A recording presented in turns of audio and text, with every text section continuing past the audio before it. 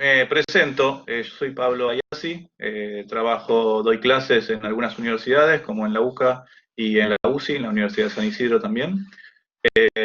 Trabajo principalmente en lo que es la planificación de medios y el marketing digital de la UCA.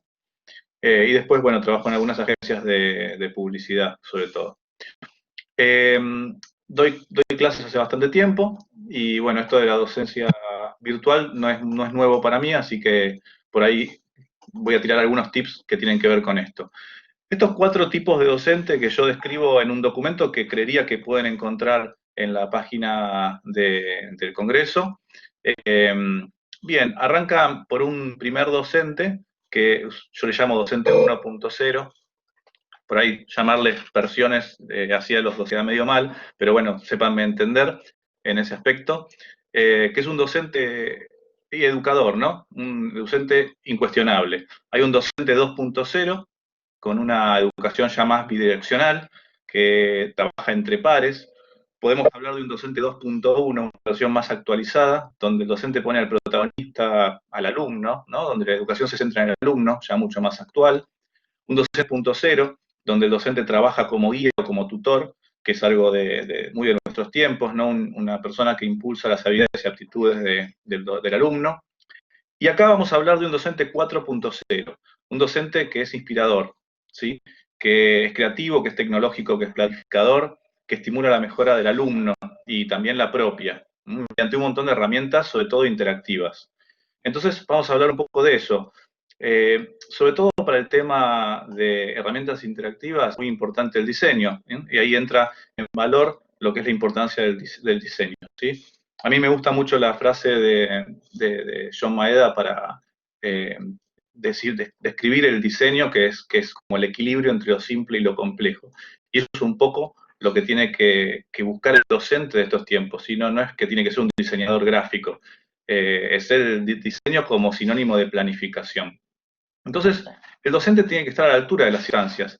¿Y cuáles son las circunstancias? Bueno, justamente un alumno de hoy en día que están muy altos, que busca en YouTube un educatuber con 5 millones de visitas y de repente encuentran que lo explica mucho mejor que puedo explicar yo el tema. Entonces, ese alto rendimiento de estándares hace que nosotros como docentes tengamos que tener presente el diseño, la planificación y las herramientas multimediales sobre todo. Acá yo hago, entonces, presento 5 pilares. Son la interactividad, el juego, el video, la personalización y la experiencia de usuario. ¿Sí? Teniendo en cuenta esos 5 pilares, que podemos ver muy brevemente cada uno, creo que son las herramientas esenciales de un docente 4.0. La interactividad como interactividad dentro de la clase y fuera de la clase. Dentro de la clase hablamos de materiales de estudio, incluir video 360, por ejemplo, incluir video interactivo, que existe y se puede usar, incluir juegos. Y también fuera del aula, la interactividad entre los propios participantes, que es muy importante experimentarla continuamente, sobre todo si estamos hablando de educación a distancia. El juego. El juego aumenta la motivación, permite incrementar la dificultad, estimula la competencia, nos permite obtener feedback también. Entonces el juego es muy importante meterlo o utilizarlo como herramienta de trabajo, ¿no? Yo recuerdo, no sé cuántos años tendrán los que están escuchando, pero recuerdo mucho el Carmen Sandiego, que a mí me enseñó todas las capitales de un montón de países. Muchas veces el juego es la mejor forma de aprender. Obviamente no es la respuesta a todos los interrogantes y a todas las clases y a todas las materias, pero es un condimento más que puede ser muy útil. El video como experiencia. El video es una de las experiencias que más puede llegar a recordar un alumno. Por supuesto, la lectura es súper importante y sigue siendo muy importante, pero el video nos puede ayudar muchísimo a que el alumno comprenda de una mejor manera ciertas temáticas, ¿sí? Y por último, la personalización y la experiencia de usuario. La personalización en lo que tiene que ver con cómo llegar a muchos alumnos, pero de una manera personalizada, ¿no? Como hace Netflix. Perdón si dije una marca, ¿no? Pero digamos, como hace una plataforma de video cualquiera de nuestros tiempos, tiene portadas predeterminadas donde a mí me toca una portada distinta de la que le pueden tocar a todos ustedes. Entonces personaliza el contenido de una manera que, por más que tenga 1 millón de usuarios, ese 1 millón de usuarios se siente personalizado. Y eso es lo que hay que hacer como docentes también, manejar encuestas, hay programas también de inteligencia artificial, por ahí más avanzados, ¿no? Para construcción de perfiles, autoversión, material interactivo, videos, juegos. Todo eso nos ayuda a la personalización del material que le damos al alumno. Y por último, la experiencia de usuario, ¿sí? No hay que dejar como menos importante la experiencia de usuario, porque si herramientas, por ejemplo, como Google Optimize, nos permite hacer que un cambio de color pueda cambiar, por ejemplo, cómo los usuarios navegan nuestra página web, cómo como docente no vamos a tener que darle importancia al diseño justamente si puede hacer que un usuario navegue una página de una forma distinta. Entonces ahí el diseño ya no es algo más lindo o más feo, sino que además ayuda al alumno a seguir mucho mejor los contenidos, ¿sí? Recuerden por último que es un alumno on demand, o sea, un alumno que está en este nuevo tiempo paradójico esperando propuestas muy parecidas a las que ve continuamente día tras día. Muy bien, Pablo, muchas gracias. Ya De llegamos al nada, tiempo estipulado. Muchas gracias por tu exposición. gracias.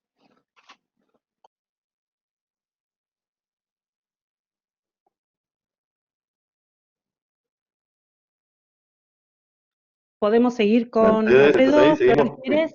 Sí, sí, sí. Con Alfredo Flores Pérez.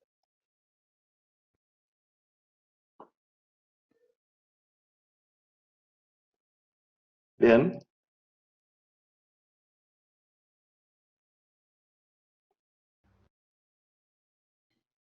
Ahí Hola. está. Alfredo, ¿estás ahí?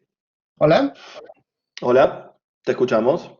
¿sí me escuchan? Les comentaba que yo estoy en coautoría con Iván Alejandro Ramírez González. No sé si lo pueden incluir o si hay algún problema y lo expongo yo solo. No, no hay problema. Lo vemos. Cuando Iván, aquí está Iván Alejandro Ramírez. Sí, por favor. Sí, ahí está Perfecto. también. Bárbaro. Ahí están los dos. Muchas Muy gracias. bien. Bueno, minutos para los dos, ¿sí? Es por exposición. Sí, Hola, ¿me Bien, escuchan? te sí. escuchamos. Perfecto. Entonces, 5 minutos, ¿ustedes nos dicen cuándo o empezamos ya? Sí, empiecen ya, yo les aviso. Vale. Bueno, nosotros somos profesores de la Universidad Autónoma Metropolitana de la Unidad Xochimilco. Ambos pertenecemos al Departamento de Tecnología y Producción de la División de Ciencias y Artes para el Diseño. Nosotros somos de Ciudad de México. En nuestra universidad, los académicos somos profesores investigadores. Esto quiere decir que a la par que realizamos docencia, realizamos investigación. En nuestro caso en particular, la investigación la formamos con un grupo interdisciplinario de profesores de diferentes carreras. Nuestra investigación está ligada principalmente a la carrera de arquitectura. Nuestra investigación tiene como nombre el diseño integral en la arquitectura mediante tecnologías computacionales. En esta investigación, como el título lo dice, nosotros estamos desarrollando una propuesta metodológica constantemente en cambio de cómo se puede abordar la enseñanza en nuestra universidad, enfocada principalmente a la arquitectura. Esto es importante entenderlo teniendo en consideración también cómo es el sistema de enseñanza-aprendizaje de nuestra universidad. En la UAM, específicamente en la unidad Xochimilco, manejamos un sistema denominado sistema modular.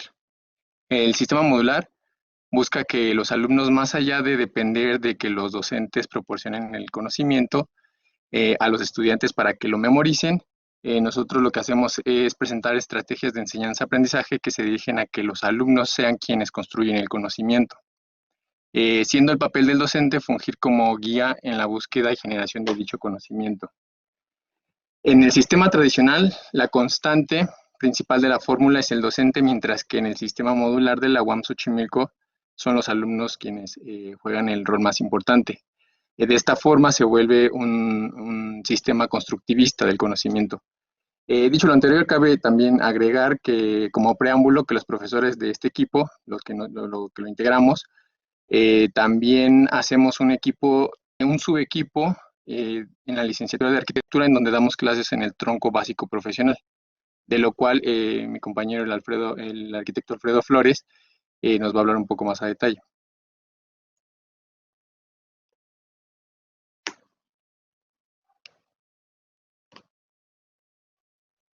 No te escuchamos, Alfredo, tenés deshabilitado el micrófono. Sí, ya, perdón. Ahí va.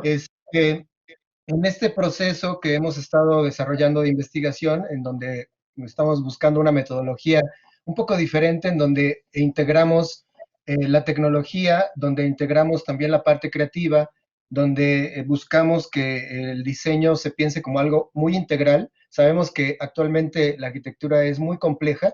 El análisis de la arquitectura incluye, pues, desde la geografía, incluso cuestiones de biología, hasta la parte científica y tecnológica y técnica que siempre ha recorrido.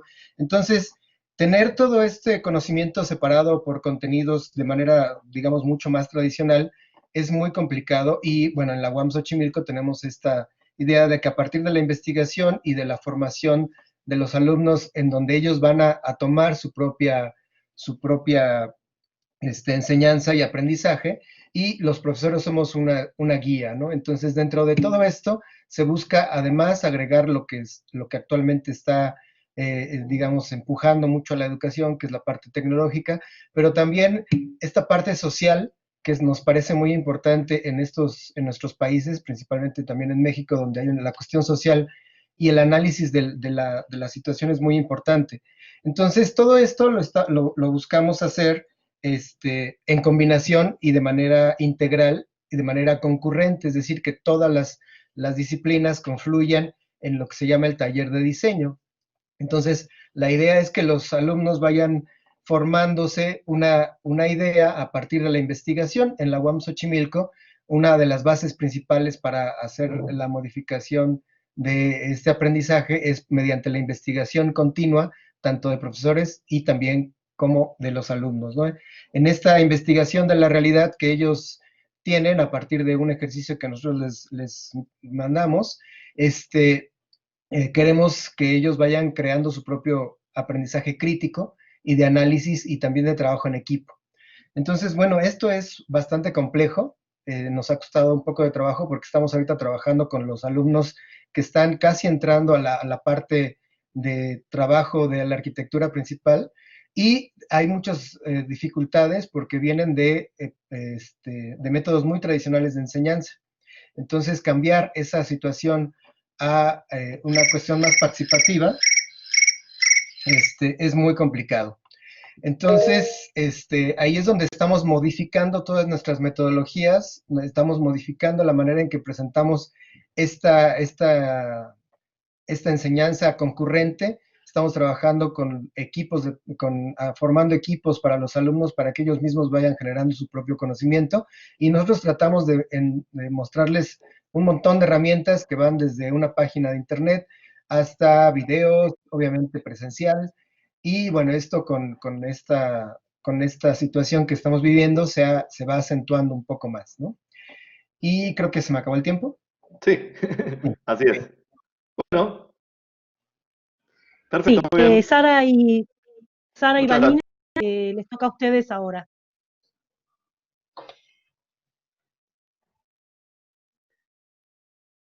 Hola Sara, Vanina, ¿están ahí? ¿Me Sara. escuchan? Hola Germán, hola Mercedes. ¿Qué Sara, tal? ¿Cómo ¿Qué estás? tal? Ahí estamos. Te escuchamos, sí, ahí te vemos también, buenísimo. Sí, ahí está Vanina también. Ahí está Vanina, hablando. ¿qué tal? Hola, ¿qué tal? ¿Cómo va? Muy bien. Bueno, ¿arrancás vos, Linda? Como quiera, como Bueno, quiera. bueno, arranco yo Como- entonces. Dale, Nos como quiera. presento. Vanina Darayo, yo soy Sara Müller, somos las dos profesoras de la casa, ella de sociales, yo de diseño y comunicación. Las dos somos magísters en educación, lenguajes y medios, y estamos compartiendo, sufriendo un doctorado en educación en este momento también juntas. El texto nuestro habla un poco de enseñanza y el contexto, ¿no? El contexto que nos tocó vivir a todos los docentes, y que estas épocas de confinamiento trajeron aparejados un montón de desafíos para enseñar nosotros y para aprender los pibes nuestros, que nos lleva a pensar metodologías, y con esto con una responsabilidad y con una seriedad, porque en muchos casos puede llevar a la decisión de continuar o no con los estudios, en cualquiera sea el nivel. Nosotras con esta ponencia un poco queríamos reflexionar entre esos encuentros y estas tensiones entre la presencialidad y la virtualidad, cómo tanto los docentes como los estudiantes podemos ir construyendo experiencias de enseñanza en un entorno que es novedoso, a veces es ajeno y a veces también es poco hospitalario. Pensar en cómo podemos llegar a reconstruir aquellas cosas que teníamos en la presencialidad en este contexto de aislamiento social preventivo y obligatorio. Ese es tu pie, mi amor. Muy bien. Bueno, un poco pensando también en otros puntos en relación a cómo sostener las prácticas de enseñanza y aprendizaje en este contexto, como decía Sara, bueno, que nos tocó y que fue de alguna manera impuesto por determinadas circunstancias. Pensábamos particularmente y en forma paralela quizás en el espacio de la escuela media y en el espacio de la universidad, tomando algunas dimensiones como para poder interrogarnos, ¿no? Como por ejemplo la transformación del aula, las competencias y los recursos, cómo pensar los tiempos, los vínculos, los espacios, y qué hacer sobre todo con esta supuesta suspensión del afuera, ¿no? Porque de repente el espacio del living se convierte en un espacio de aula, en el mejor de los casos, ¿no? Cuando estos espacios están conformados. Esta transformación del hogar a un espacio educativo o laboral, ¿no? Y nos preguntábamos un poco por eso, y cómo también este contexto genera situaciones de poner en evidencia, visibiliza cosas que estuvieron vinculadas con las diferencias sociales, socioeconómicas, pero que ahora están mucho más expuestas. Entonces, ¿cómo desde cada uno, desde el rol que tenemos, tanto como docentes como doctorandas o estudiantas también de algún proceso de formación, cómo hacer para no ser funcionales a ciertos fenómenos de exclusión que se pueden dar y que están más invisibilizados de alguna manera porque no tenemos ese contacto espontáneo con el otro que quizás nos permita poder diagnosticar más esto, ¿no? Por un lado queda más visible la diferencia y por otro lado parecería más difícil darnos cuenta de qué está pasando con el otro en estas experiencias en donde se juegan más cruelmente los distintos capitales sociales, económicos, simbólicos de cada quien. Esa es un poco otras de las dimensiones que discutíamos con la compañera, con la amiga Sara. Sí, pensar también en esto que decía Vani de las desigualdades, que las instituciones también operaron de modo distinto. Para las instituciones las herramientas fueron provistas, para otras instituciones a veces las tuvimos que inventar. Yo trabajo también en una escuela media, en un secundario para adultos, con una población de múltiples pobrezas. Pero digo, en todas las situaciones lo que tuvimos que es repensar contenidos, repensar prácticas, pensar qué pasaba con las materias que eran taller, qué pasaba con los pibes, con los trabajos en grupo. Y toda esa adaptación me parece que es valiosa, que es importante, que es interesante, y sobre todo pensando en el protagonismo que le dábamos a nuestros estudiantes. Preguntarle a ellos qué querían hacer, qué podían hacer, cuáles eran sus posibilidades, y en base a eso reflexionar sobre la propia práctica. Y de ese es el modo en que el aula pensamos que se podía volver a reconstruir, ¿sí? No dejar de pensar el aula como una comunidad donde se aprende, y entonces cuando se aprende sucede que hay continuidad, que hay persistencia, donde continúan proyectos educativos, y sobre todo pensar que al reconstruir el aula y al volver a dar estas posibilidades, estas herramientas, lo que seguimos trabajando es en inclusión. Y lo importante un poco me parece que era eso, ¿no? Repensar de cómo no ser funcionales, a seguir creando una brecha, una imposibilidad, sino trabajar como docentes en posibilidad. Muy bien, buenísimo. ¿Llegamos bien con el tiempo? Sí, Perfecto, me parece. perfecto, y redondearon la idea, así que dejamos Muy aquí. bien. Bárbaro, perfecto. Bueno, gracias. Muchas gracias. Gracias a vos. Bueno, sigue Jorge Luis. Jorge Luis, ¿estás por ahí? Sí, hola, buenas tardes. ¿Me escuchan? ¿Me ven? Buenas tardes, te escuchamos. ¿Querés compartir tu cámara? Sí, estoy ya configurando eso. Ahí va, muy bien. Bien, Te allí, escuchamos y te allí vemos. ya se proyecta allí. ¿Sí? Listo, muchas gracias. Bueno, buenas tardes a todos. Mi nombre es Buenas tardes. Jorge Luis Rivas Zurita. Yo soy comunicador social, magíster en comunicación corporativa. Eh, Trabajo como docente de la Corporación Universitaria Minuto de Dios en Colombia, específicamente en el programa Tecnología en Comunicación Gráfica, que es un programa que se dicta en varias sedes del país. Tiene tres componentes específicos de formación, publicidad, comunicación y diseño. Y en lo que a mí respecta, me encargo del área de liderar el área de docentes de comunicación para este mismo programa académico o carrera que es comunicación gráfica. Pues bien, lo que me trae, lo que me trae, el tema que me trae el día de hoy a presentarles, a comentarles, es en torno a un proyecto que hicimos justamente con estudiantes de la asignatura Comunicación Corporativa, que es una de las asignaturas que se cursa en el último semestre de la carrera. El proyecto se llama Gestión de Información Institucional en los estudiantes del programa de Tecnología en Comunicación Gráfica, específicamente la Rectoría Bogotá, sede principal, y esto se hace a través de una estrategia de comunicación interna. La novedad principal, voy a comenzar con esta idea, la novedad principal de este proyecto ha sido que generalmente los procesos de comunicación organizacional son desarrollados por profesionales de comunicación social, periodismo, de comunicación organizacional, como en mi caso, pero en este caso, digamos que hay dos novedades académicas. Una tiene que ver con el hecho de involucrar estudiantes en el ejercicio de que ellos mismos gestionen las comunicaciones internas de los demás estudiantes, de la comunidad académica en general, de su programa, y que además de esto no sea un ejercicio de estudiantes de comunicación social, porque no se trata de esta carrera, sino de comunicación gráfica, que como les decía, es una carrera que agrupa tres componentes formativos: la publicidad, el diseño gráfico y las comunicaciones. Entonces, digamos que en esto radica la principal novedad, si se quiere, de este proyecto, por cuanto son estudiantes que tienen esos componentes formativos y que no están familiarizados como tal con áreas o materias disciplinares de la comunicación social, por ejemplo, como es tradición, sino que vienen desarrollando otras asignaturas.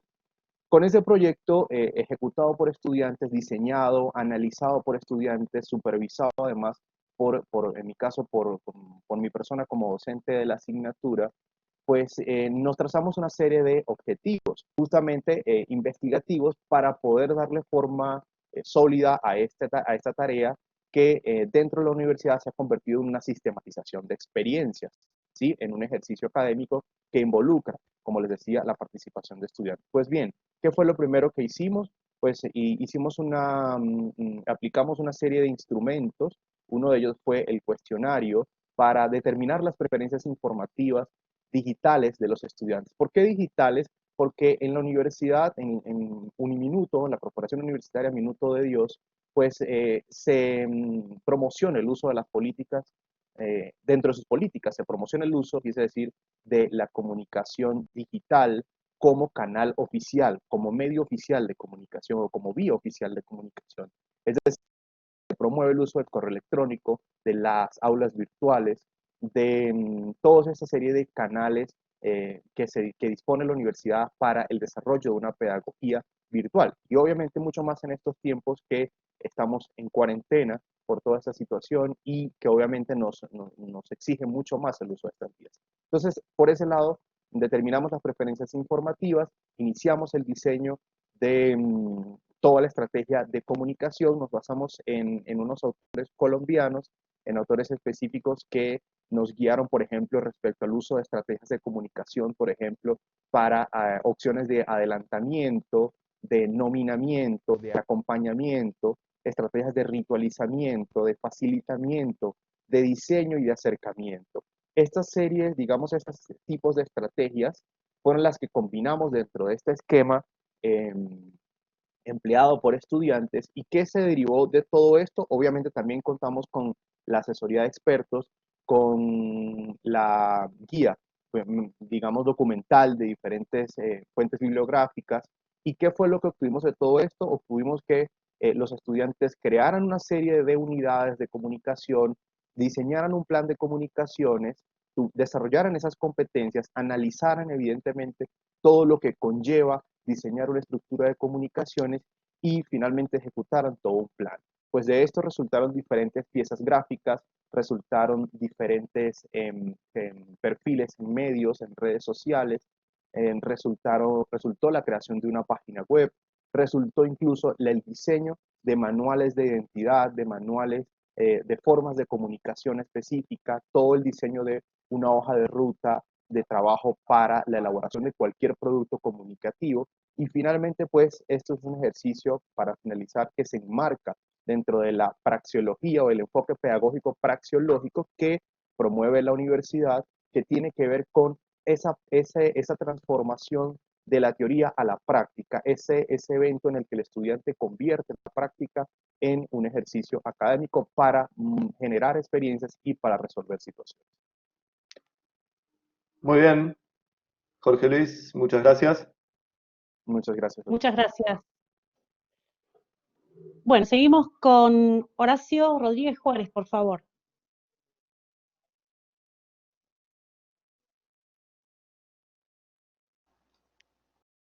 Horacio, ¿estás por ahí? Listo. Ahí Ahí estamos. te vemos. Te Bienvenido. escuchamos. Buenas tardes, soy Buenas Horacio tardes. Rodríguez, profesor de tiempo completo del Departamento de Diseño del Tecnológico de Monterrey, en México. Nosotros, a partir de todo este fenómeno mundial que a México le pega fuerte en marzo de este año, se toma la decisión el 14 de marzo de parar actividades y reevaluar toda esta situación con la finalidad de no detener la educación que se estaba llevando de manera presencial. Durante la siguiente semana a esta fecha, en el TEC se emprende una fuerte campaña de capacitación para profesores, en la cual pues fuimos capacitados cerca de 94,000 profesores a nivel nacional. El TEC de Monterrey cuenta con 26 campus en todo el país y pues lo que se buscaba era no detener la educación. Nosotros, dentro de la capacitación que recibimos en ese momento, pues no solamente fue en el uso de una herramienta o de dos o de tres, ¿no? Sino se buscó la forma en la que no solamente se generaran estas sesiones en línea de las clases que se estaban llevando en ese momento a cabo, ¿no? Sino se buscó en el que el alumno pudiera tener esta experiencia que llevaba a través de las instalaciones por medio de 5 puntos, ¿no? Los puntos que más se trabajaron, que es lo que dio forma o lo que fue gestando, lo que se le llamó en ese momento el modelo flexible y digital, en el cual pues tiene 5 elementos importantes, que por un lado son los contenidos, por el otro lado la interacción, por el otro lado la actividad de aprendizaje, las herramientas tecnológicas y la evaluación. En cuanto a los contenidos, pues no solamente era el terminar un sílabus o un temario que estaba planeado para 4 meses, sino que también era el buscar todas las opciones y todas las herramientas que se pudieran implementar dentro de una sesión de clases, ¿no?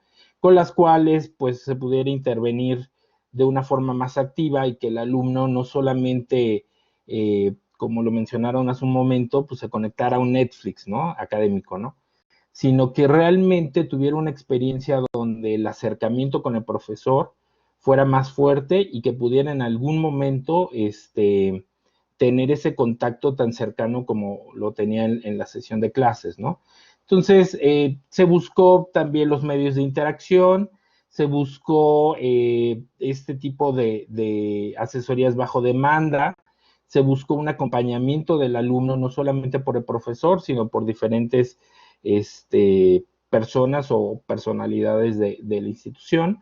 Se buscó también el que todo este tipo de aprendizaje tuviera diferentes niveles, ¿no? Por un lado, las actividades supervisadas, el trabajo colaborativo, el trabajo asistido vía remota, que era un trabajo tanto autodirigido, un trabajo colaborativo guiado, actividades interactivas utilizando tecnologías. También en la parte de las herramientas tecnológicas se buscó que estas plataformas fueran o que tuvieran la posibilidad de una gestión de contenidos, ¿no? También hubo esta aplicación de un aprendizaje activo, en la cual el alumno no se sintiera que únicamente veía un programa, ¿no? de televisión en su computadora, ¿no? También a nivel de evaluación, lo que se buscó es manejar todo este tipo de elementos en cuanto a recursos digitales de evaluación. La retroalimentación se volvió uno de los elementos más importantes en esta evaluación, para que el alumno, dentro de este proceso de enseñanza-aprendizaje, tuviera esta vivencia pues mucho más viva y más fresca, ¿no? También es importante considerar que pues el Tecnológico de Monterrey es la universidad privada más grande de México, y por lo que pues tenía que atender a un número muy grande de alumnos, ¿no? Si estamos hablando de que tenemos 93,000 profesores, pues estamos hablando que tenemos casi 30,000 estudiantes a nivel preparatoria, 58,000 a nivel profesional y casi 7,000 a nivel posgrado, ¿no? Que esto convertía en un reto tanto para la institución como para los profesores, ¿no? Dado que pues el alumno lo que esperaba era mantener la calidad de la educación como la que estaba recibiendo en sus sesiones de clase, ¿no? Después de esta semana de capacitación se regresó a una actividad normal en la que el alumno seguía manteniéndose con el horario que tenía cuando se podía dar estas sesiones presenciales, donde ellos lo que hacían era acceder a un número de cuenta de Zoom, que una de las cosas que hizo el TEC fue buscar las cuentas profesionales para los profesores, con las cuales pues cada uno de los profesores se sentía dueño de su espacio, ¿no? Y Horacio, sí, ya vi perdón. que me quedan 10 segundos, ¿no? Tengo que pedir que cierres, sí. Sí, con esto pues lo que tratamos fue de mantener el mismo nivel dentro y fuera del aula. Bueno, muy bien. Muchas gracias, Horacio. Gracias. Muchas gracias, Horacio. Seguimos con Franciele, por favor. Gracias.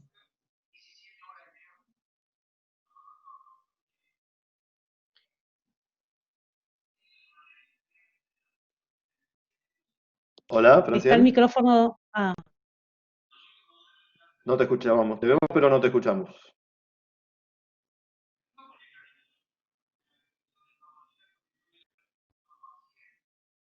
Abajo en el centro, donde está el iconito del micrófono, si podés habilitarlo. Ahora aparece. A ver. Ahí está. Ok, Ahora sí. perfecto. Buenas tardes. Buenas tardes. Buenas tardes.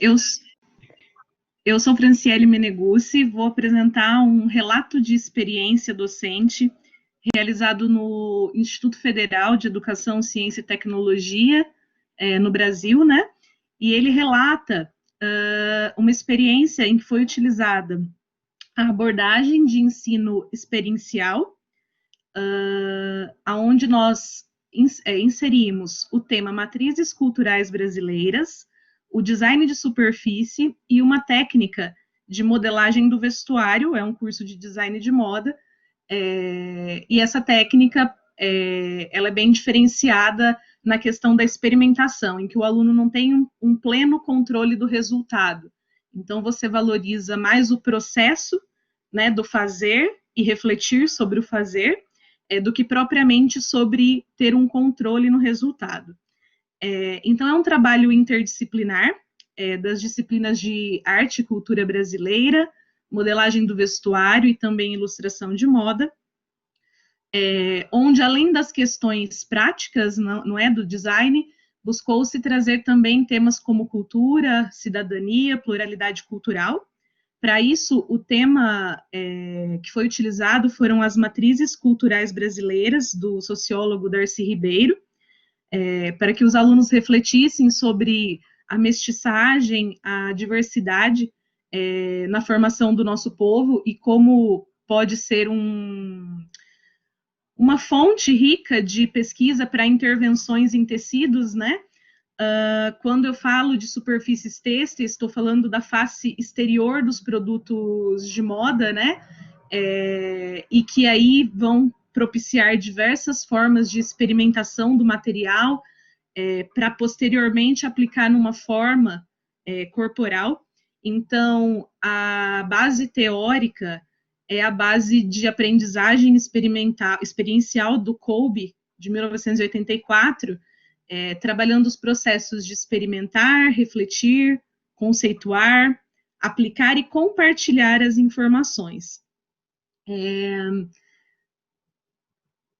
O primeiro processo desse trabalho com os alunos foi a conscientização teórica, a sensibilização teórica. Então, todos assistiram a um documentário que se chama O Povo Brasileiro, do Darcy Ribeiro.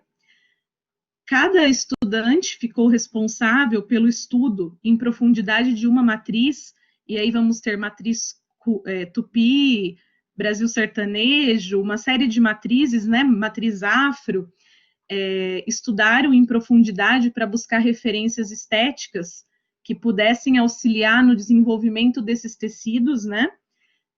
Depois estudaram sobre o desenho de superfícies, o design de superfícies, né?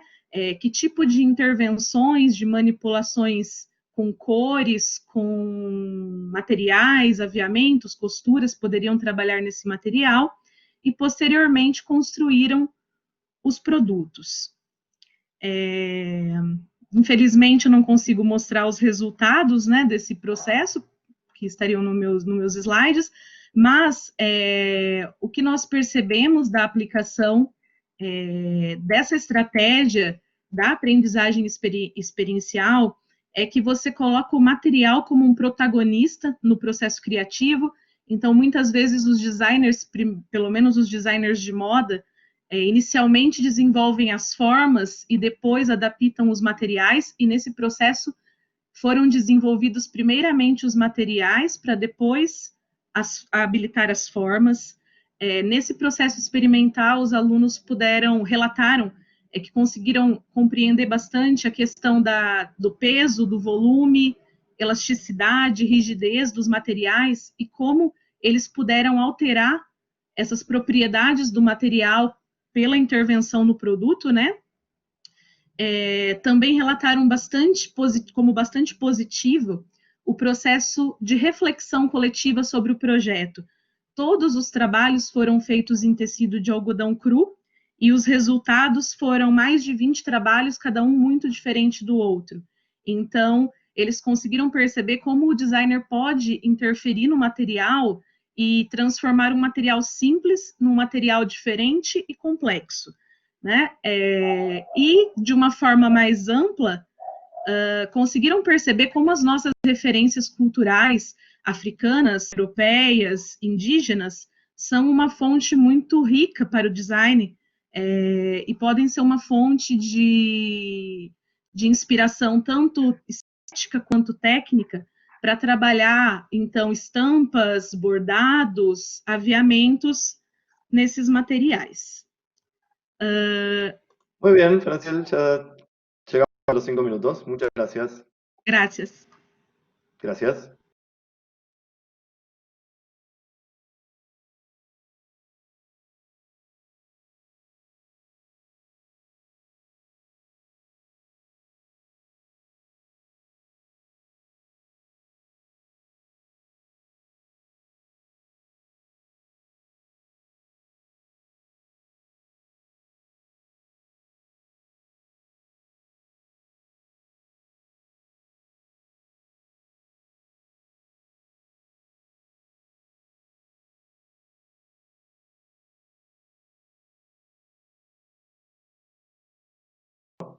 Ay.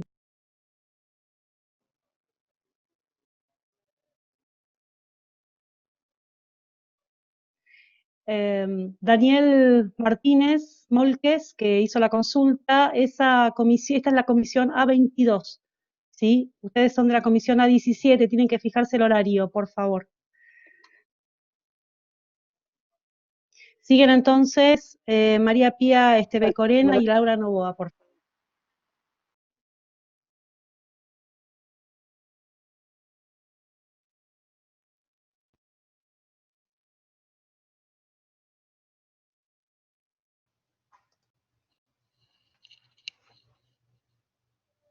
Laura Novoa está, no la veo en el listado, ¿eh? No, no está. No sé si No me está. escuchan o me ven. Te escuchamos y te vemos, ¿sí? Sí, Hola, María perfectamente, Pía. María Pía. Bueno, un gusto compartir con ustedes. Buenas tardes y muchísimas gracias a la Universidad de Palermo por esta oportunidad tan linda de compartir mi trabajo. Bueno, como docente de la parte en diseño y producción de modas, me toca hablar sobre los cambios conceptuales que hubo en este último tiempo, sobre todo en el concepto de la imagen, ¿no? Hace 19 años que es la temática eje en mi carrera y sinceramente lo que venimos observando es que hay un cambio gradual y mucho más vertiginoso en estos últimos 5 años del concepto de imagen. Hace casi 20 años el concepto de imagen directamente no se comprendía bien, no había una conciencia real de lo que significaba la imagen, ¿no? Y los pocos que sabían sobre eso consideraban que imagen era algo más bien frívolo, que era totalmente visual. Y todo ese concepto fue cambiando paulatinamente desde hace 10 años, en donde ya la imagen tenía mucho más protagonismo por la cantidad de exposición a la que estamos hoy sumergidos, ¿no? Entonces, este cambio de imagen hoy en día pasó a ser de una comunicación, el concepto de imagen como comunicador, a una percepción.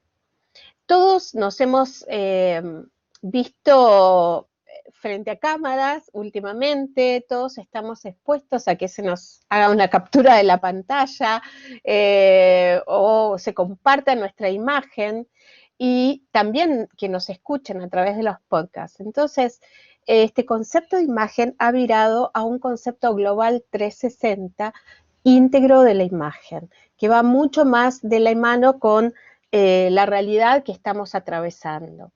Y también hay algunas variables que se incluyen de este nuevo concepto, que es fundamental que podamos comunicarlo en las aulas, porque estamos formando futuros profesionales que van a requerir de este cambio conceptual para poder generar nuevas creaciones.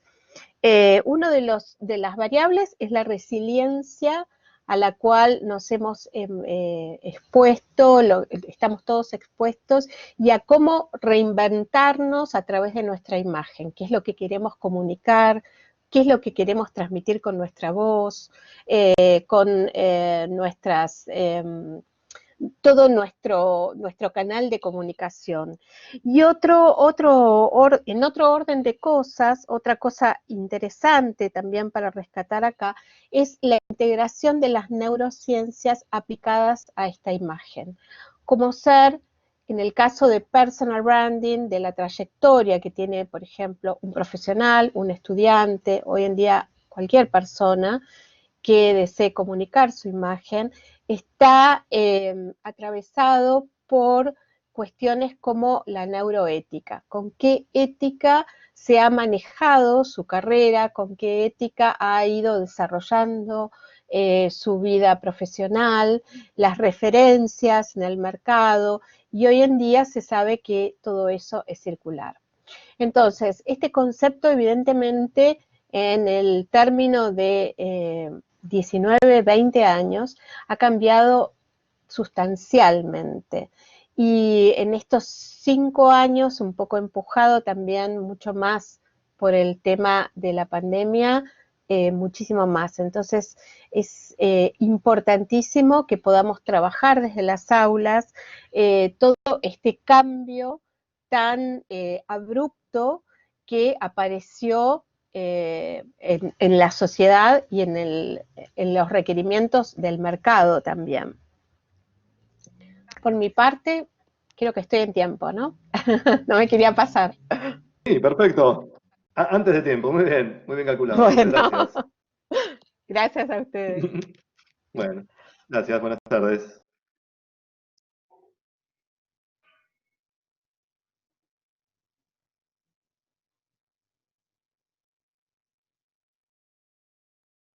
Seguimos con Analía Girardi. ¿Estás por ahí, Analía? Hola, ¿se escucha algo? Hola, ¿qué tal? Sí, te Perfecto. escuchamos. A ver si, no sé si me Y llegan a ahora ver también te ahí. vemos. Ah, yo Sí, no me sí. veo. Muy bien. Me ven ustedes a mí, pero yo a ustedes no, es así, ¿no?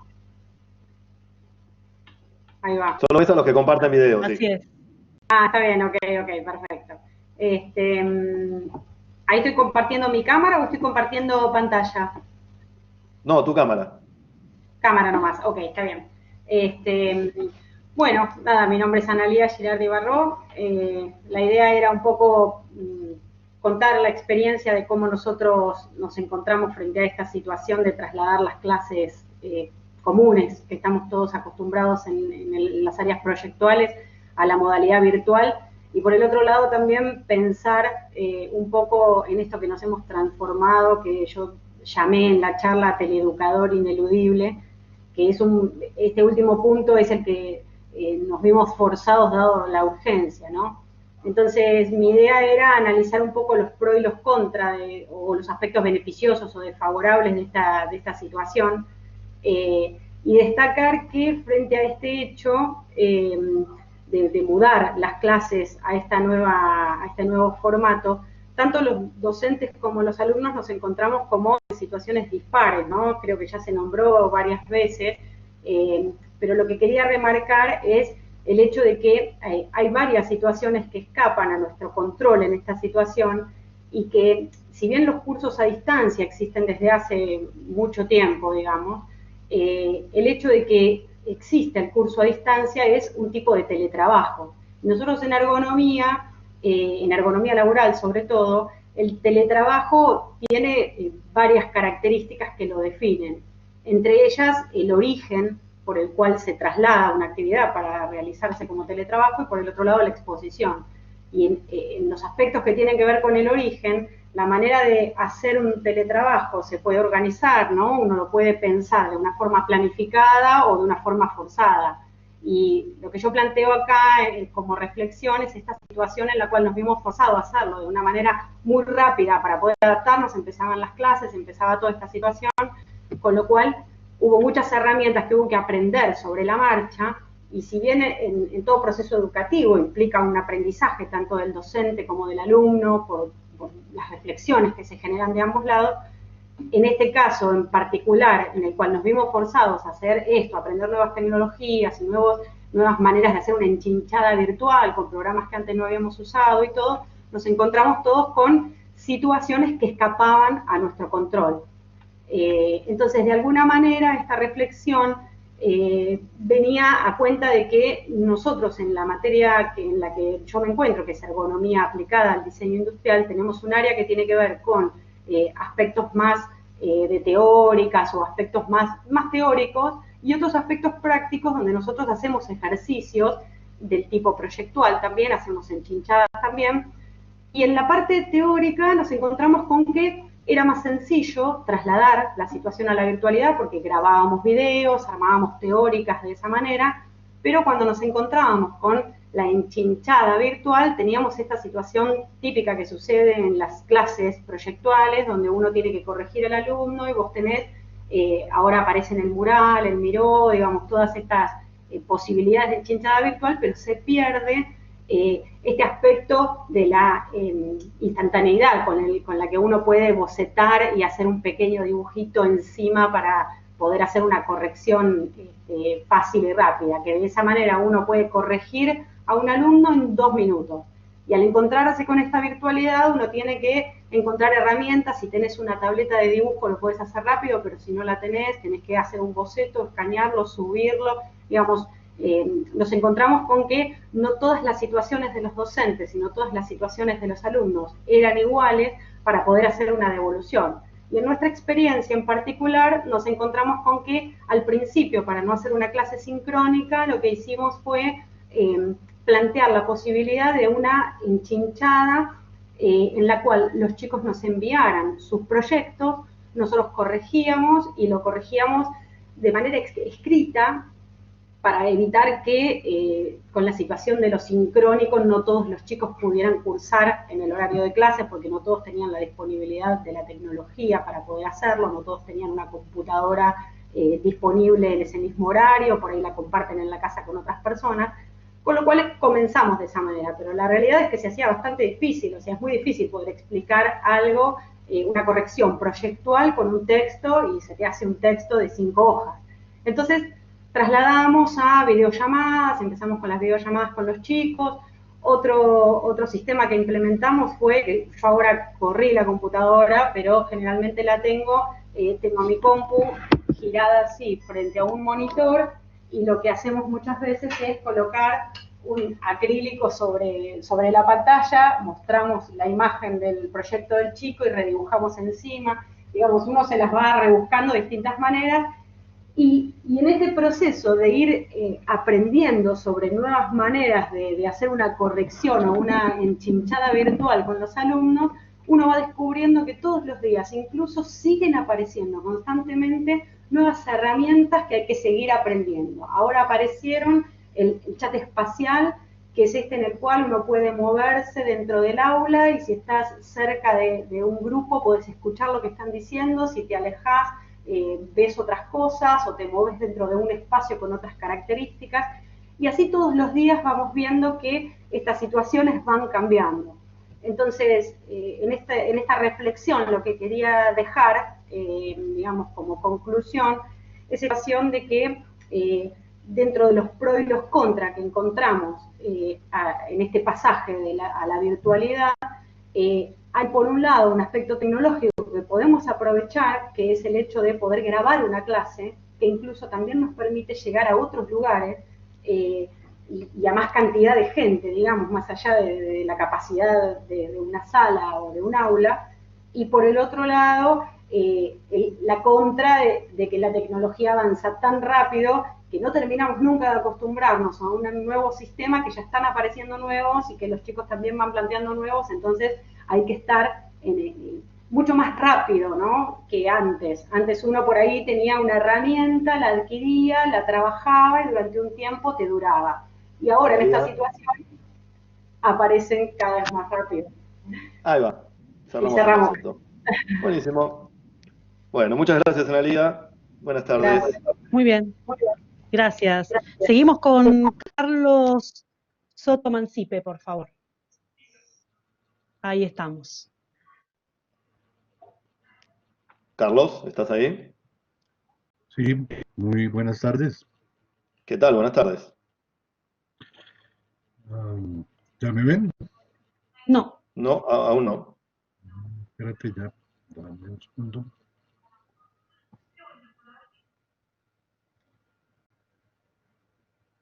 Conecto esto.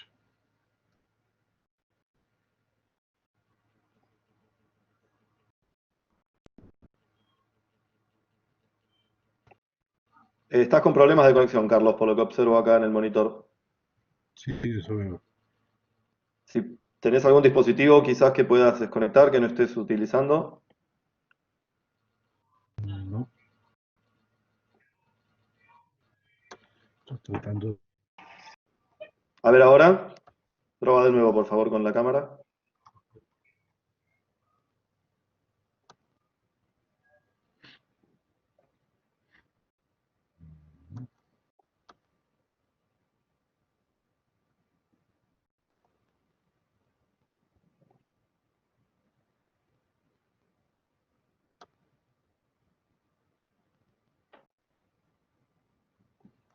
No. Entiendo, ¿cierto? No, bueno, solo con audio, si te parece bien. Señor, Si se te escucha bien, sí. sí, sí, sí. Bueno, Empezamos. muy bien, ¿quieres comenzar? Sí, no sé qué pasa con la cámara, pero bueno. Mi nombre es Carlos Soto, soy director de la Escuela de Artes NITEC en Bogotá y básicamente eh, pues, trabaja sobre el problema de la crisis en este momento, fundamentalmente el trabajo de los docentes, lo que ha tenido que cambiar y un poco en la misma línea de lo que acaba de decir Analía, sobre el trabajo que nos tocó hacer. Cuando de uno a otro tuvimos que enviar a los docentes y los estudiantes Carlos, se escucha muy entrecortado. a continuar. Lástima.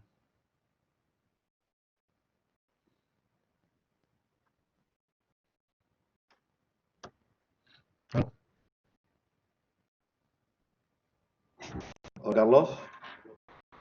Sí, ¿ya me escucho mejor? Se escucha muy entrecortado.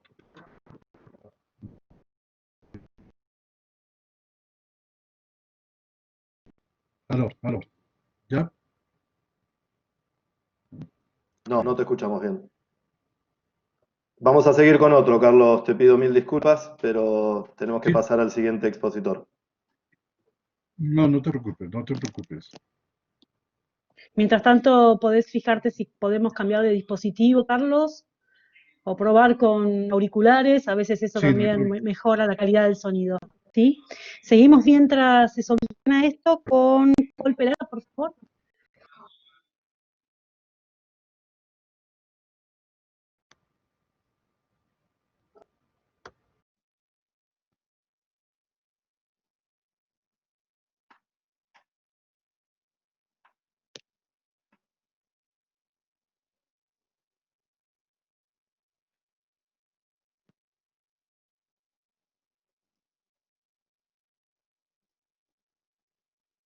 Paul Peralta, ¿estás por ahí?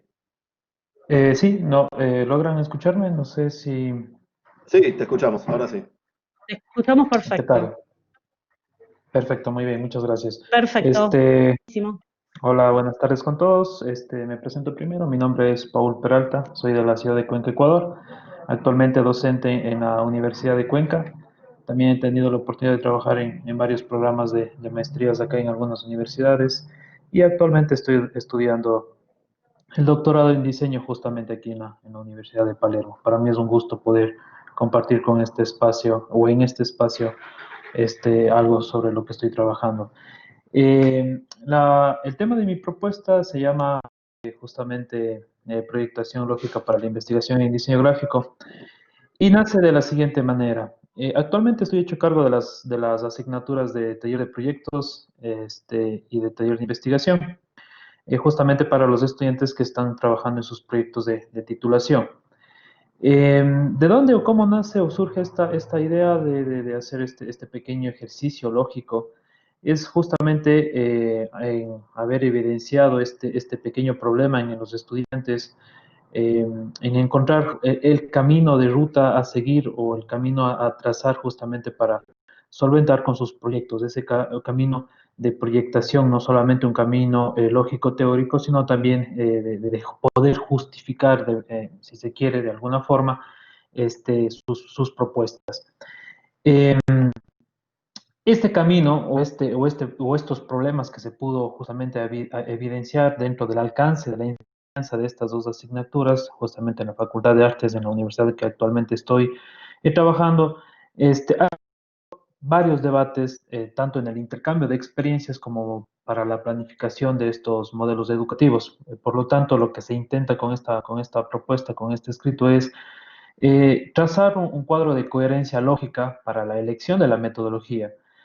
pero que sobre todo que con este cuadro lo que se intenta es, o lo que se intenta lograr es que en él mismo se pueda representar un lugar de encuentro y confluencia de las perspectivas teóricas, no solamente planteado por los estudiantes en los temas que van acordes a sus experiencias, necesidades o intereses académicos, sino también al acompañamiento que debe tener, en este caso, el docente. Esto nace una vez que, de hecho, muchos de ustedes podrán compartirlo con este pensamiento, en que afortunadamente en los últimos años hemos evidenciado que en estos congresos, en bootcamps, encuentros de diseño, se ha podido paulatinamente ir hacia el abandono de esas ideas caducas de exponer los famosos casos de éxito, que no es más que, o que lo que se lograba simplemente era más que poder contar con auditorios llenos y para la típica fotografía publicitaria del siguiente evento. Más bien ahora lo que se pretende trabajar es justamente que el recorrido que debe tener un estudiante o el recorrido que debe tener un diseñador en este proceso investigativo, se trazara o que se pueda trazar desde dos puntos o desde dos aristas, básicamente con la consecución del proyecto o de su propuesta, pero con un punto de partida que básicamente es el campo disciplinar.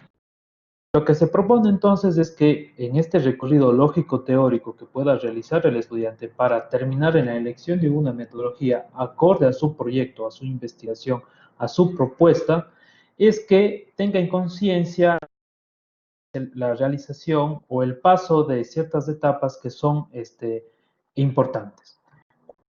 Serían entonces lo que se propone, primero es que dentro de lo que se establece el recorrido desde un punto A a un punto B, es decir, desde la definición por intereses, gustos personales y demás del campo disciplinar del diseño hacia la propuesta para solventar una problemática identificada o previamente definida, se debe primero al diseño poner en diálogo con disciplinas que pueden ser ajenas o afines, pero lo más importante que de estas disciplinas ajenas o afines deben emerger las categorías conceptuales para que pueda existir una validación constante a través de sus fuentes y datos. Mismo, al validar nosotros esta disciplina con las categorías conceptuales, podemos pasar a identificar plenamente su objeto de estudio correspondientemente con su corpus de análisis. ¿Con qué objetivo? Si nosotros con esta pequeña validación, los estudiantes pueden darse cuenta de que el objetivo planteado o dentro de los objetivos tanto generales y específicos planteados en sus propuestas pueden ser validados de manera constante y retroalimentarse de manera constante con esta disciplina ajena, con esta categoría, con esta teoría o concepto que emerge de esta disciplina ajena o afín al diseño, justamente se pueden convalidar con el objeto de estudio y con su respectivo corpus de análisis. ¿Con qué objetivo? El objetivo de esto es básicamente que nosotros podamos, que el estudiante en este caso, a través de estos ejercicios que nosotros hemos podido validar en clases, justamente al estar enfrente de estas asignaturas, dos cosas. Primero, como objetivo central es que el estudiante pueda identificar en su proyecto las denominadas y tan conocidas por nosotros como docentes en diseño, de las constantes conceptuales que deben ser consideradas o deben tomarse en cuenta justamente para la validación o la elección de un particular. Y con este recorrido se acorta, por así decirlo, el recorrido que debe ser el estudiante para la elección de la metodología adecuada en nuestro proyecto.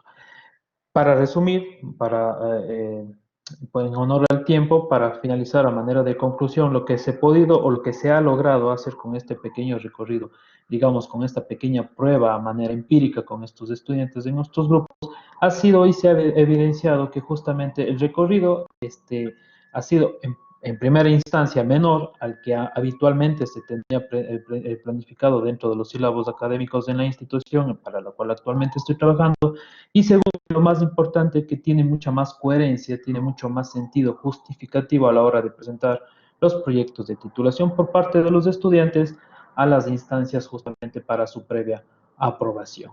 Esto es en rasgos generales sobre lo que se está trabajando en esta propuesta. Muchísimas gracias con todos. Muchísimas Muy bien, Paul. gracias.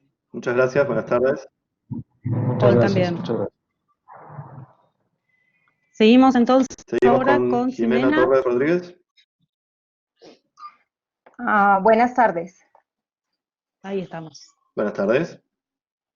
No sé si la frase del 2020, ¿me escuchan? ¿Me ven? Sí, te escuchamos y te Perfecto. vemos. Bien, buenas tardes. Mi nombre es Jimena Torres, yo soy publicista, trabajo actualmente con la Universidad Jorge Tadeo Lozano, soy profesor asociado en comisión en la ciudad de Cartagena de Indias, en la costa caribe del continente.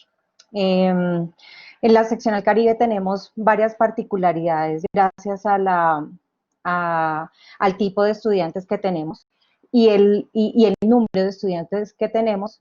Por eso tenemos un laboratorio pedagógico en el que confluyen diferentes estrategias, entre ellas una que se llama proyectos o clases hibridadas. ¿En qué consiste esto? Consiste básicamente en que hay dos tipos de asignaturas que confluyen en un mismo horario, en un mismo momento, a la misma hora, los mismos días.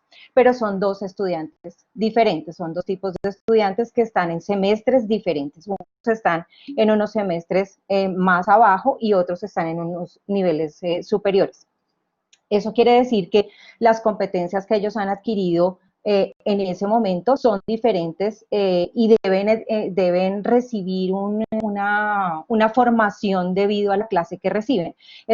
Digamos que ese es el reto a que nosotros nos estamos enfrentando. Al mismo tiempo tenemos en la seccional un aula que se llama una in-house, que es una agencia de publicidad, debería funcionar como una agencia de publicidad normal, pero digamos que para otras instituciones la in-house funciona como un espacio en el que el estudiante va a hacer una práctica si él decide hacerlo. Para nosotros la in-house es un lugar donde los estudiantes sí o sí deben usarla para aprender las competencias en publicidad. Entonces teníamos esos dos escenarios, unas clases hibridadas y teníamos un espacio que digamos que necesita estudiantes para la práctica. Entonces, cuando me llega este reto a mis manos, siendo profesora de la seccional, logro entender que había que unir estos dos espacios, privilegiando lo que todo el tiempo estamos hablando sobre los estudiantes, que es privilegiar la experiencia, ¿no? Entonces, hablamos de aprendizaje basado en competencias, aprendizaje basado en problemas, hablamos de flipped classroom, hablamos de muchas otras técnicas, pero digamos, no privilegiamos mucho la experiencia del estudiante dentro de nuestras aulas. Entonces, en ese sentido, nuestra in-house dejó de convertirse en un aula llamada por un número o por un módulo en especial y se convirtió en una in-house y todo el mundo la conoce como la ICI.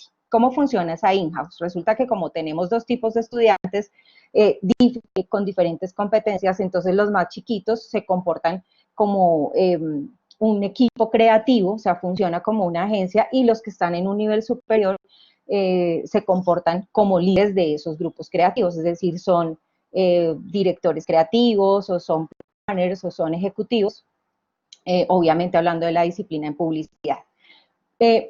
Tenemos la metodología, o digamos que en la in-house tratamos de manejar la metodología de siempre trabajar con clientes reales, es decir, no trabajamos bajo supuestos académicos o no trabajamos con clientes inventados, sino trabajamos siempre con clientes de nuestra región. Entonces, hasta el momento hemos tenido fundaciones, hemos tenido empresas que se dedican a la comercialización de ropa, hemos tenido estos gubernamentales de la ciudad de Cartagena, y ha sido una experiencia bien interesante porque los chicos han puesto en práctica el conocimiento que adquieren dentro de la práctica de la clase, cada uno dentro de sus áreas específicas, pero al mismo tiempo han visto que su producción sale a la calle y además es vista por la gente y es real, es decir, no es un supuesto, sino que además sale pautado en los medios de comunicación. Digamos que en términos generales esta es la idea de la in-house. ¿Cómo ha funcionado hoy? Porque básicamente lo que hacemos es sacar la in-house a la calle y buscar a nuestros clientes y hablar de las necesidades comunicativas que tienen ellos, pero con el tema de la pandemia y el confinamiento, digamos como que nos enfrentamos a una barrera importante ahí. Sin embargo, los clientes han sido bastante colaboradores han sido bastante receptivos en el tema y entonces nos han acompañado en el proceso de estar con nosotros y con los chicos cada vez que tenemos reuniones con ellos y les mostramos nuestros adelantos. ¿En dónde va este proceso? Ha sido tan interesante que hemos podido vincular a nuestra in-house otros estudiantes de otras carreras como diseño gráfico. El profesor Omar Pineda ha sido importante en este proceso y hemos logrado vincular estudiantes de diseño gráfico como parte de nuestro equipo de trabajo. Hoy en día, unos retos interesantes. En este momento estoy recibiendo solicitudes de mucha gente en Cartagena que quiere trabajar con el in-house hoy en día. Espero haber sido clara. Muy bien, Jimena, sí, muy clara. Perfecto. Muchas Bárbaro, gracias. muy bien. Muchas Buenas tardes. gracias. Seguimos con Carlos Soto, que pudo solucionar Gracias a ya sus ustedes. problemas de conexión.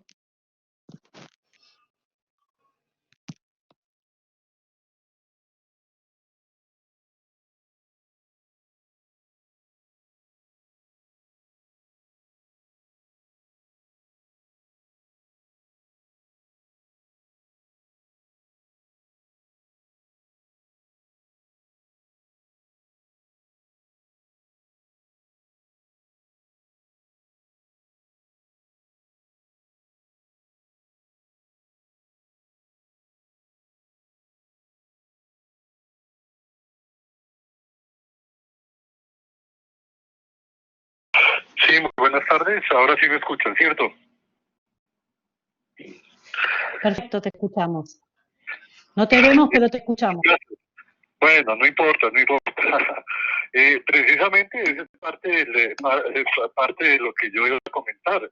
Los problemas que tenemos durante esta crisis, que son pues impredecibles. Este es precisamente uno de los problemas en donde a los docentes nos ha tocado reflexionar y cambiar un poco nuestra manera de hacer y de trabajar. Una primera cosa importante de todo este trabajo y de toda esta situación tan increíble que nos ha tocado vivir, pues es pensar que nos adentramos en un mundo bastante complejo en donde nos vimos invadidos en nuestros hogares, en nuestras casas, con la universidad y con la presencia de los estudiantes, de los compañeros, de los mismos profesores y aquellos que somos administrativos, pues de todo el trabajo administrativo de nuestro quehacer diario. Dentro de todo esto, pues fue bastante complicado y ha sido bastante complicado este aprendizaje porque esto pues todavía en la mayoría de nuestros países sigue, pero a nivel de la labor docente, pues una cosa muy importante que nos deja como aprendizaje, pues es la autonomía y la responsabilidad que han adquirido todos los estudiantes y el trabajo de recursividad que nos ha tocado hacer a nosotros como profesores, especialmente en los talleres presenciales que se tuvieron que convertir naturalmente en talleres virtuales y en donde tuvimos que ser absolutamente recursivos para poder darles unas correcciones y una retroalimentación de la mejor manera a nuestros estudiantes. Uno de los mayores problemas fue haber enviado a estudiantes y docentes para su casa en esta cuarentena sin saber exactamente qué recursos tecnológicos y qué recursos de conectividad tienen, y sabemos que ese es uno de los factores más preocupantes en la mayoría de los países de nuestro continente. De esta manera tenemos un nuevo docente con una capacidad de adaptación supremamente importante, no solamente a estas nuevas tecnologías, sino a tratar de tener una cantidad muy grande de recursos para poderle dar a nuestros estudiantes la mejor calidad de formación en medio de una crisis tan absolutamente preocupante y tan abrumadora como la que nos ha tocado tener. ¿Qué es tal vez lo más importante de toda esta crisis que han hablado ya algunos de mis antecesores?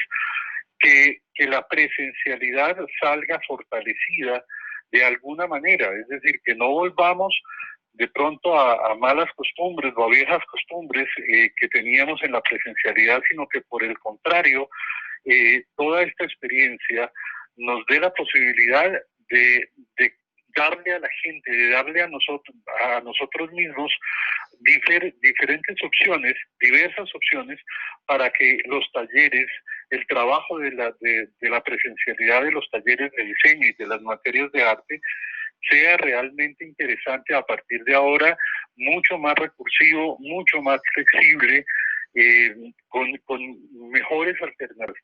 Creo que esa es una de las metas que deberíamos tener en medio de toda esta crisis tan absoluta y tan grande, y que nosotros podamos, desde la presencialidad, recurrir a todos los elementos virtuales, a todas las herramientas virtuales, para que esa presencialidad realmente salga fortalecida.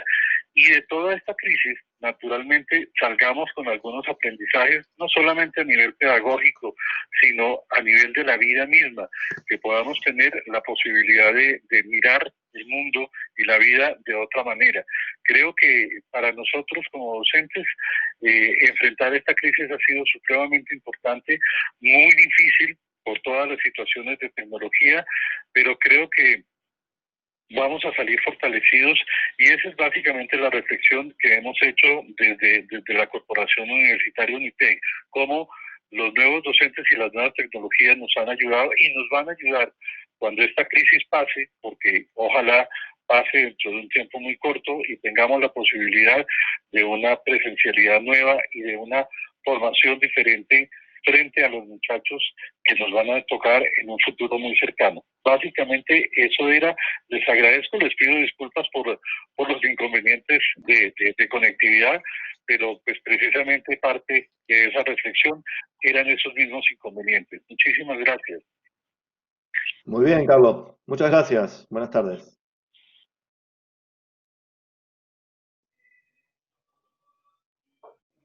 Muchas gracias, profesor.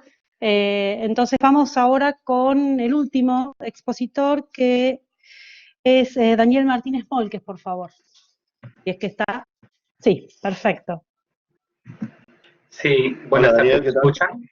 Sí, bien, gracias. ¿Me escuchan? Te escuchamos y te vemos.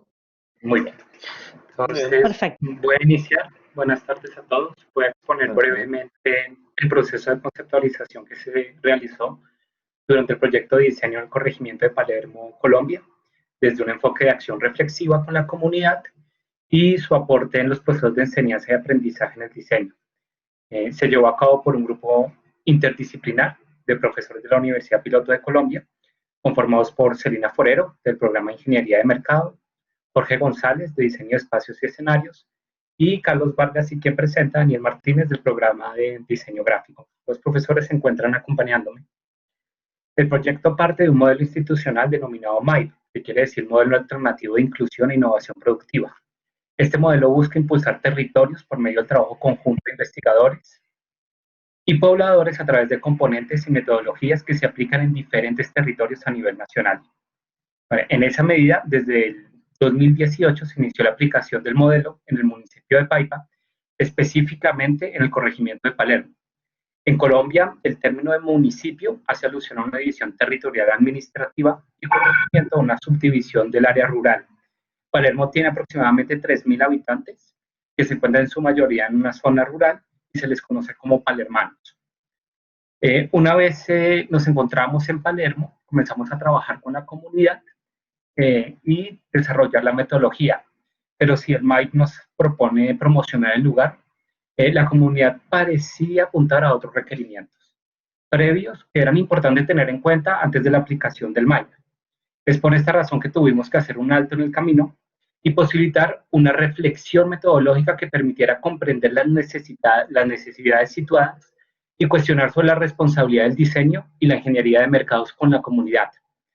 Para ello buscamos la metodología del MAIP entrará, si se quiere, en conflicto, en tensión, en diálogo, con una propuesta investigativa y conceptual desde la acción reflexiva, la cual propone un proceso de reflexión como anticipación a la acción, que es la apuesta de enseñanza y aprendizaje que llevamos a cabo en los programas de diseño de la Universidad Piloto de Colombia. Entonces, entendemos por reflexión un pensamiento que permite revisar de manera crítica algo para comprenderlo y buscar nuevas opciones de encuadre desde el marco de actuación disciplinar. Y por acción, como un acto de identificar problemas situados con la participación de la comunidad para propiciar estados de cambio. Ahora, la acción invita a un proceso iterativo en el que constantemente se reencuadra el problema y su posible solución. En cada ir y venir de la iteración se recogen insumos que conforman la propuesta conceptual, así que la formulación y estructuración del concepto como marco proyectivo y principio de materialización de la propuesta de diseño obedece a una trama constante que se efectúa entre la reflexión y la acción. Brevemente voy a hacer mención a cómo fueron esos procesos iterativos y voy a mencionar también cómo eso nos aportó en los procesos de formación. Entonces, el primer insumo lo relacionamos con territorio, que vinculaba justamente tratar de entender esas problemáticas situadas. En un segundo momento, tratábamos de revisar esos acuerdos que necesitaban o que necesitaban en el contexto, debido a que había un fenómeno de migración juvenil campesina y un desarraigo territorial. En un tercer giro, digamos, de la iteración, comenzamos a comprender que esos desencuentros territoriales se dan justamente porque no compartían los significados, en este caso, digamos, patrimoniales. Y se generó una apuesta de, en la medida que lo conocían, podrían, digamos, sentir un arraigo por el territorio. En la siguiente instancia, pues nos preguntábamos dónde estaban esos significados patrimoniales y veíamos que se encontraban justamente en la memoria de sus pobladores, específicamente en los adultos mayores. O sea que era importante acceder, digamos, a esos significados. Y en otra instancia, lo que veíamos era cómo nos preguntamos cómo almacenar y conservar los significados de los elementos patrimoniales para que no fueran olvidados. Y gracias, digamos, a una relación teórica-empírica, nos dábamos cuenta que se encontraban justamente en esquemas narrativos, que la narración permitía justamente incentivar el encuentro poblacional y sus diversos significados en torno a los elementos patrimoniales. Ahora, la iteración nos propuso reenfocar el proyecto y estructurar el concepto de diseño, que como se planteó, nace y se desarrolla durante los ires y venires entre la reflexión y la acción. El concepto se encuentra entre comprender la situación analizada y la proyección de la propuesta de diseño, por tanto, mediante la comprensión y la proposición. El concepto que nosotros formulamos lo denominamos desdoblamiento simbólico, lo cual entendimos como una acción que descubre en la memoria colectiva significados de los elementos patrimoniales de un territorio para propiciar acuerdos desde esquemas narrativos. Ahora bien, todo este proceso que hicimos los profesores, ¿qué nos aportó en nuestro trabajo de aula? Entonces, número uno, entrar al proyecto desde las necesidades situadas y no desde las preconcepciones metodológicas u objetivos que no han sido consensuados con la comunidad. Número dos, esa entrada también debe tener un marco disciplinar, o sea, un marco desde el diseño. Número tres, propiciar la flexibilización metodológica, no tanto en instancias rigurosas, sino que permita justamente procesos de iteración para reencuadrar constantemente el proyecto. Tenemos también como el concepto como aquel elemento base para materializar la propuesta de diseño y centrar la acción de diseño en los habitantes.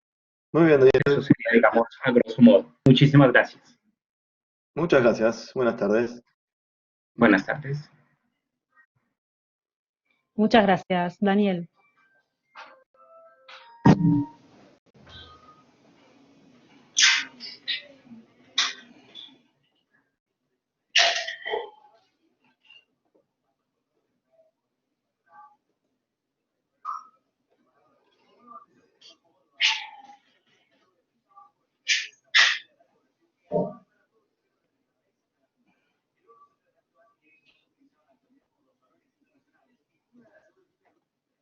Lo invitamos a realizar sus preguntas a través del chat.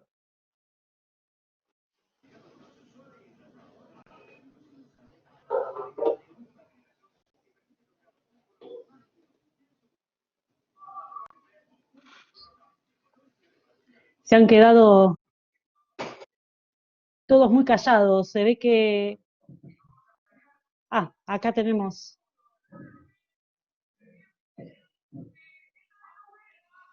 una reflexión, un saludo, pero no es pregunta. Yo, como para tratar de unir un poco todas estas interesantes ponencias, creo que me han quedado más preguntas que respuestas, ¿no? Y es algo que nos pasa siempre en estas comisiones del Congreso, nos vamos con muchas preguntas. Y yendo a lo particular de cada uno, más allá de las particularidades de cada uno, me quedan algunas preguntas que digamos, son generales y que atraviesan de alguna manera todas las exposiciones que hemos tenido, y se relacionan obviamente con esta situación que estamos atravesando en la actualidad. Por un lado, me gustaría, por ejemplo, saber, en el caso de la exposición de Horacio Rodríguez Juárez, no sé si todavía estás por acá, cuando hablas del modelo flexible y digital, y hablas de los 5 componentes, me gustaría que nos profundizaras un poquito más acerca de lo que son estos 5 elementos, y me interesa particularmente lo que es el tema de la evaluación, ¿sí? O sea, cómo la evaluación, digamos, cómo han encarado los procesos de evaluación dentro de este nuevo orden.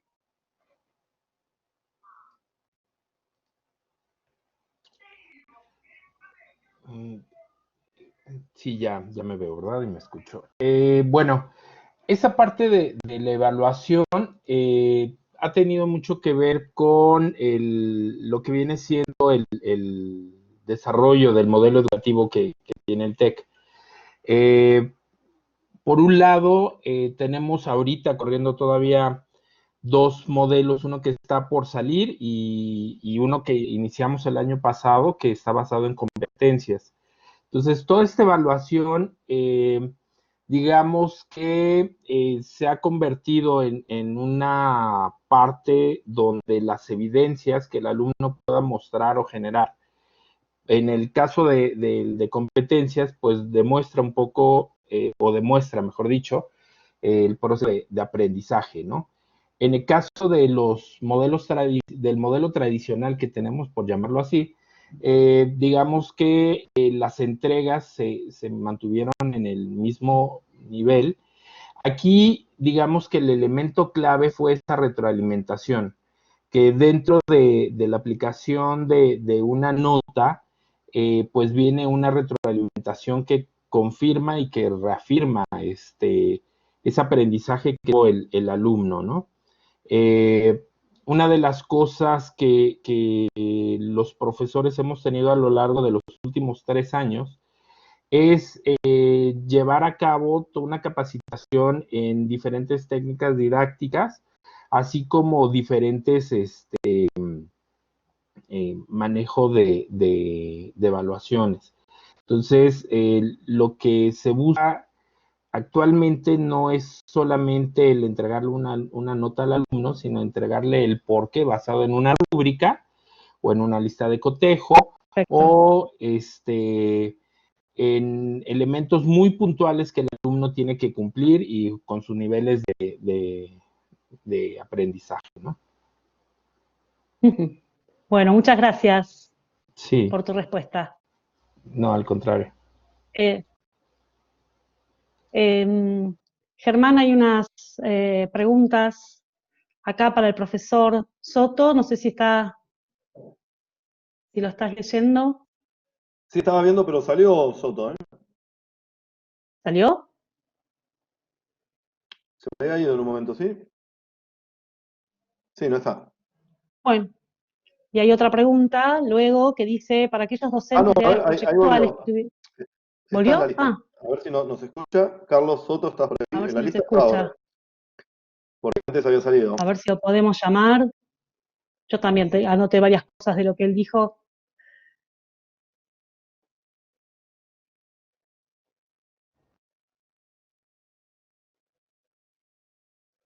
Parece que no.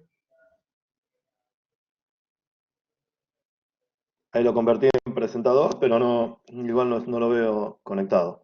No lo ves conectado. Bueno. Bueno, podemos pasar mientras vemos si él se puede conectar. Acá Cecilia, que nos pide, para los docentes de materias proyectuales que tuvieron que migrar de emergencia a la virtualidad, alguna experiencia concreta y tanto del uso de determinadas plataformas, cuáles son esas plataformas y alguna metodología en particular que hayan aplicado. No sé si alguno quiere responder esta pregunta.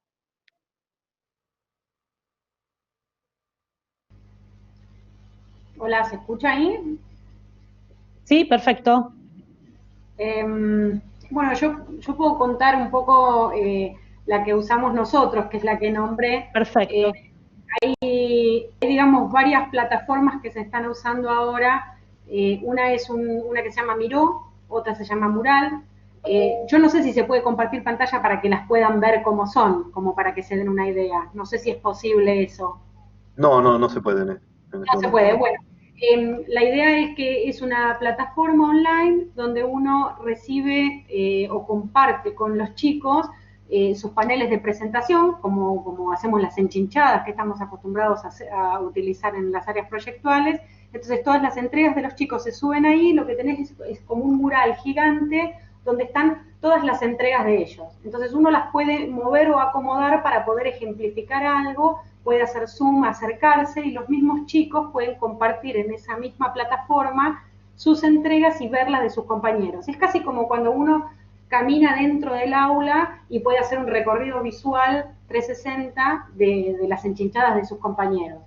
Y la otra que nombré en un momento es una que se llama, que es chat espacial, que la diferencia que tiene con esta otra es que es como cuando uno hace llamada, pero en vez de hacer una videollamada y ver cómo nos estamos viendo ahora, ¿no? Los cuadraditos así, estamos fijos y estáticos en un lugar, lo que tenés es la posibilidad de moverte y recorrer un determinado espacio, y si vos estás con un grupo de personas que están en el chat cerca tuyo, te escuchás con esas personas, y el grupo de personas que está lejos no las escuchás. Entonces se puede diagramar un aula entera por comisiones, y los grupos pueden trabajar con sus docentes por comisiones. Analia, perdón, te Sí. preguntan acá si podés compartir en el chat los links de estas plataformas que estás comentando, por favor. Cuando termines de contestar, podés compartir los links en el chat general, así lo pueden ver todos. Listo, perfecto. Gracias. Bueno, dale.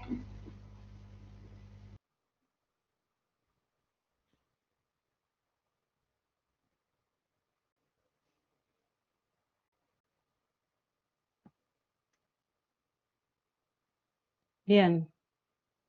Tengo algún problema de conexión, no sé si se me escucha ahora. Sí, se te escucha y se te ve bien, sí. ¿Sí? Perfecto, perfecto. Sí, porque va y viene la conexión. Bueno, veo que está Carlos por ahí, Está, pero figura que no tiene buena conexión. Sí, Debe que ser no el tiene mismo buena problema que conexión. tenía antes. ¿Hay Claro. alguien más que quisiera compartir alguna experiencia en relación a esto que hablábamos recién? Sí, hola. Hola. Bueno, Jimena. digamos que sí, mis clases son, en efecto, son proyectuales y obviamente requieren de una práctica mucho más personal con el cliente y con las necesidades que él tiene. Entonces, que todo esto ha sido un reto, sin embargo, hemos contado con ciertas herramientas que nos han facilitado el tema de, por lo menos, de dirigir la teoría a esos dos grupos tan disímiles, pero que al final convergen en un mismo espacio al mismo tiempo. Entonces, digamos que el reto principal es lograr que el estudiante participe y que no sea solamente uno más al otro lado de la pantalla. Nosotros en la universidad hemos usado la plataforma Google Meet como un encuentro sincrónico con nuestros estudiantes, pero al mismo tiempo usamos otro tipo de plataformas que también nos proveen estas grandes empresas como Google, que nos ayudan, por ejemplo, con Google Sites, que nos ha servido como un repositorio para que los chicos muestren sus trabajos como un elemento del compartir, de conocer de otras carreras de la universidad, qué hacen o cómo nos podemos unir, en efecto, al ser carreras interdisciplinares y tener proyectos en común. Entonces, Google Sites nos ha ayudado mucho en eso. Tenemos también el tema del Drive, poder tener espacios en común y que cada chico tenga una carpeta y que todos la podamos visualizar para conocer los trabajos de cada uno de ellos. Tenemos también otro tipo de plataformas como las que ofrece Google, que son Jamboard o Miro, y bueno, la plataforma en sí que de la universidad, que es una plataforma tipo Moodle o tipo Blackboard, que nos ayuda también a condensar toda la práctica conceptual de la conceptual y teórica de las clases, pero que al mismo tiempo también nos provee como esa plataforma del poder compartir un video, compartir los textos, ¿no? O la bibliografía, o incluso que la biblioteca se haga también presente en este tema de la virtualidad. Bien, muchas gracias, Ximena. Profesor Soto, ¿nos escucha? Sí, señora, te estoy escuchando. Perfecto. Acá había una pregunta para usted que dice, de Carlos Vargas, dice, para el maestro Carlos Soto, un saludo, quisiera saber a partir de la intuición y su experiencia académica, cómo esta contingencia propone nuevos retos a aquello que denominamos interdisciplinar, lo interinstitucional y posiblemente lo interterritorial. Mira, hay una cosa maravillosa y es que esta crisis nos dio o nos obligó a tener otras alternativas. Y habíamos hecho ensayos muy tímidos para ciertas cosas interdisciplinarias o interinstitucionales, y esto nos obligó indiscutiblemente a ser mucho más avanzados y mucho más, no sé, casi que arriesgados en muchísimas cosas. Yo creo que esa es una perfecta alternativa. Las clases espejo, por ejemplo, que ahora son mucho más fáciles, son casi que cotidianas y que las podemos conectar con cualquier zona, con cualquier institución. Entonces, yo creo que es una oportunidad y como decía ahora, la presencialidad va a salir favorecida porque vamos a tener y a nutrirnos de otra gente, de otros espacios, de otra mentalidad y de otra visión. Entonces, creo que en medio de la crisis aprovechar esas oportunidades es lo más importante y como decía y reafirmo, vale la pena pues aprovechar la crisis para que la presencialidad salga fortalecida. Bien, gracias, profesor. Sí, era una de las cosas que yo me estuve anotando, sobre todo de su exposición, que me pareció muy,